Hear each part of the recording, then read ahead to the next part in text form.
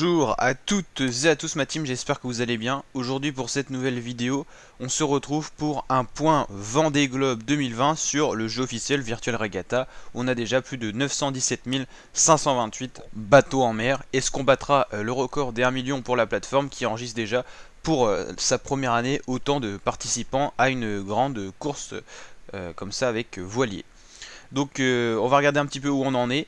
Donc avant ça je voulais vous dire que vous pouvez rejoindre notre team, la Team Kiefer, pour qu'on vous suive également et qu'on vous fasse des petites dédicaces en vidéo. Donc n'hésitez pas à nous rejoindre, pour l'instant on est 5 membres.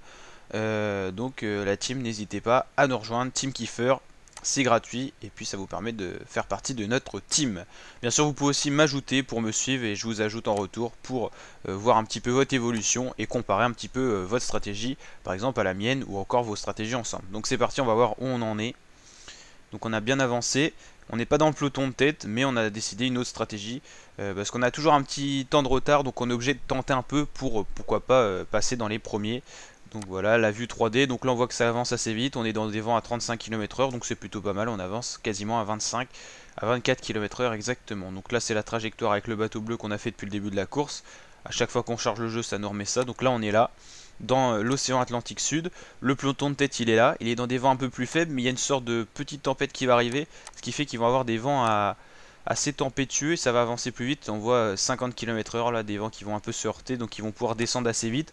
Leur stratégie ça va être de suivre la ligne rouge pour arriver au cap de l'Afrique du Sud plutôt, le plus vite possible. Alors le cap de Bonne-Espérance pour être bien précis. Et donc nous ce qu'on va essayer, c'est qu'on a un anticyclone ici qui fait des vents calmes, on va essayer de le contourner par là, c'est plus court, et arriver là avant eux, ou en tout cas bien classé, parce qu'on n'a pas, on n'aura jamais le temps de faire de descendre là et de reprendre leur strat. En plus les conditions de météo seront plus les mêmes, comme on peut voir ici. Après il sera trop tard pour nous pour faire cette stratégie où là ça sera trop calme. Donc on est obligé de passer par là, il n'y a pas le choix. Donc on va essayer. C'est une bonne chose parce que ça va être plus court, il y aura des vents moins forts que eux vont avoir. Mais est-ce que ça va marcher? On verra bien. Donc on continue notre descente avec des vents quand même assez forts. Donc franchement ça va. On se raligne pas trop par là même si ça irait plus vite. Parce que l'objectif c'est vraiment d'aller le plus par là. Mais bon, les vents sont pas très favorables pour aller par là. On peut juste descendre donc c'est déjà bien. Mais c'est vrai qu'on peut pas aller face au vent pour l'instant. On essaiera d'avancer contre le vent un peu plus tard. On fera des trajectoires plus comme ça. Et puis après on zigzaguera peut-être. Mais il faut qu'on arrive à avancer vers le cap de Bonne-Espérance. C'est l'objectif. Donc on garde le cap vers le sud. On descend. Donc on est classé 146 millième. C'est plutôt pas mal, on se débrouille. Après l'objectif c'est vraiment d'aller là le plus rapidement possible et puis d'essayer de grappiller des positions. Donc on va voir ce que ça va donner. Et puis les prochaines heures sont assez décisives, enfin surtout les prochains jours. Une fois qu'on va arriver là, va falloir bien mettre le cap à l'est et c'est là qu'on va voir si on peut avancer malgré les vents qui seront quand même largement de face. Ça va pas être très évident. On regarde dans 24 heures, on pourra que avancer comme ça. Dans 36 heures, on sera obligé d'aller un peu de face, même si ça ira moins vite. Et puis après, on va se débrouiller et faire en sorte de pouvoir passer et contourner l'anticyclone tout en allant relier le cap de Bonne-Espérance.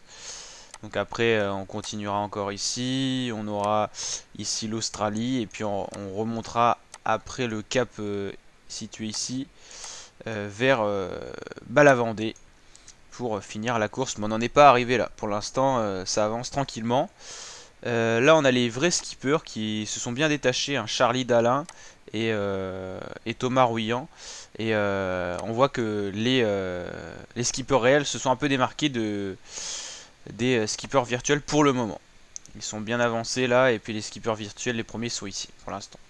Après bien sûr on les voit pas tous, il y en a ici sur la map qui sont pas loin des premières positions, mais on les voit plus. Ils étaient premiers il y a quelques jours encore.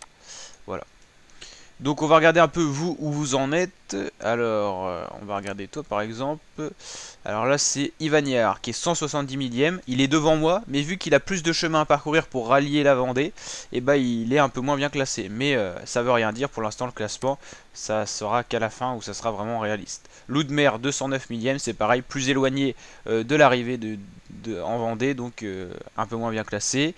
Ici on a qui? On a Kikid qui descend avec des vents assez forts. Vous êtes beaucoup d'ailleurs ici. On a Impossible, on a qui d'autre? On a le Rhum, voilà. Vous avez cette stratégie là. Il y a pas loin de moi, il y a un autre skipper, Rami Varela. Et dans le peloton de tête, on a pas mal de personnes aussi. On a tout d'abord Vent de Soleil 14, 10 millième, c'est plutôt un très bon classement. On a un peu plus loin Projection Virtuelle. On a également ici Art 16e, qui a toujours été dans les premières positions, et là qui est 3 millième.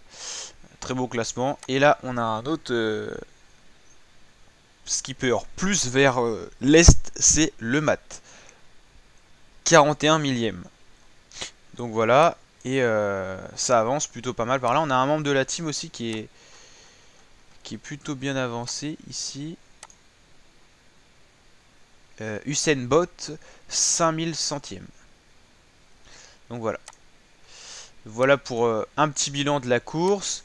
On va retourner en vue 3D pour un petit peu voir les conditions climatiques actuelles. Donc on est passé l'équateur, donc les températures retombent un petit peu, mais il fait toujours très chaud.